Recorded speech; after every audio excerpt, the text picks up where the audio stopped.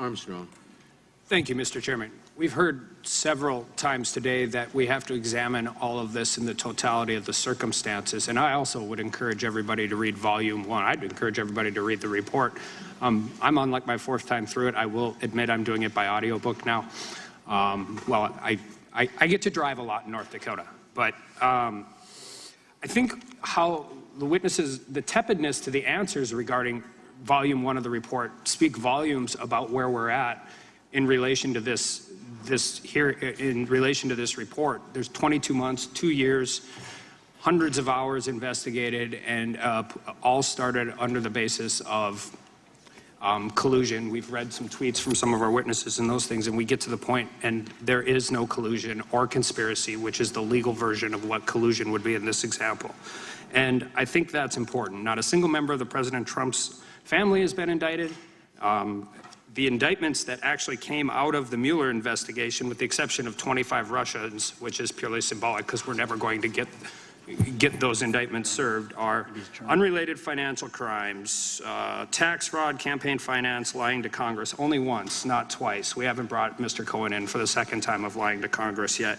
Identity theft, failure to register as a lobbyist, and conspiring to violate lobbying laws.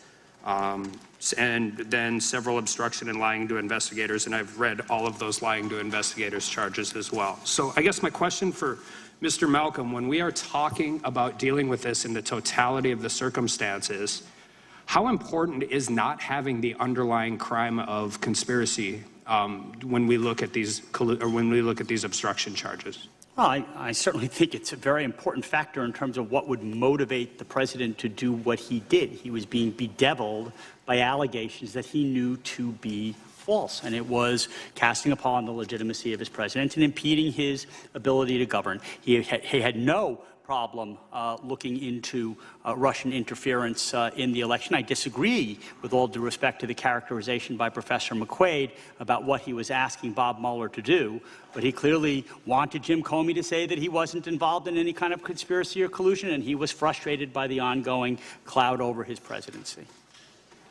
And then just for a question, if Mr. Trump wanted to fire Bob Mueller, could he have President Trump fire Bob Mueller? Could he have done it at any time? Sure. If he wanted to fire Jeff Sessions, could he have fired him at any time? Yep. If he wanted to fire Bob McGahn, could he have fired him at any time? Certainly could. Okay. So, and as we're dealing with Endeavor, which Endeavor is really just attempt. I mean, it's endeavor to obstruct is the same as an attempted crime. Now, when we typically deal with attempt, we deal with it, and it's important that we have it, because if I determine I'm going to rob a bank or I'm going to murder somebody, there are underlying factors that could cause me to not complete that action. You would agree, right? Yes. I mean, you have to look at what people do. You also have to consider what they say, but venting is venting, and this is a president who likes to vent. But you look at what he does, and in fact, he did not do any of the things that, he was talking about doing. And then even more so when we walk through with the people who he was venting to, none of them, as far as the Mueller report is concerned, none of them really appeared to have any consequences as well, did they? That is correct. Even people who knew that he was venting and didn't do what he asked them to do. Now, and I just want to walk through, I would love to walk through actually one of the obstruction charges, but have you read Inspector Horowitz's Inspector General report as it related to the Clinton administration and the FBI?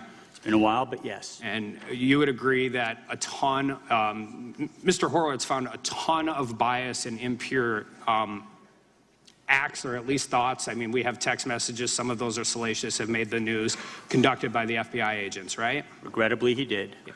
But in his final conclusion, he basically asserted that because while there may have been a potential impure thought, there were also legitimate reasons for why they were conducting that action. So he didn't recommend any real true accountability to the FBI agents at that point, right? Yeah, Inspector General Horowitz looked at the realm of reasonable decisions made by the investigators and prosecutors, and wherever possible, he gave them the benefit of the doubt. Sometimes he just couldn't because of the conduct involved. And I guess that's just my overall general question. When you're dealing with some of these issues, if you have illegitimate reasons and legitimate reasons, and you have no underlying crime, how do you prove the intent?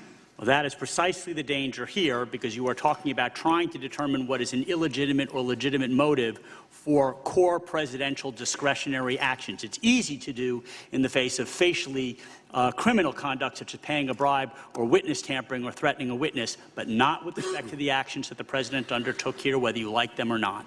And then I'll just end with, we've been talking about tweets that age well or don't age well. This is a tweet from our president on June 15th of 2017.